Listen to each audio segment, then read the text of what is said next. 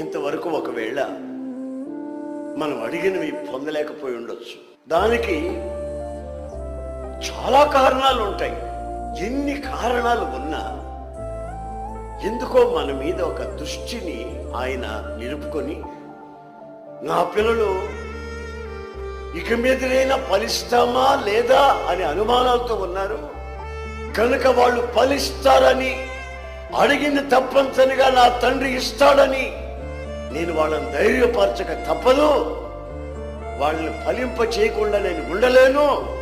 వాళ్ళ ఫలములు వాళ్ళ జీవితంలో నిలిచి ఉంటాయి. దేవునికి స్తోత్రములు కలుగునుగా. Praise the Lord. మాట ఇచ్చిన వాడు యథార్థవంతుడు. మనిషి కాదు, రాజకీయ నాయకుడు కాదు, మనం ప్రేమించే స్నేహితులు కాదు, మన ప్రియులు కాదు, ఆత్మీయులు కాదు.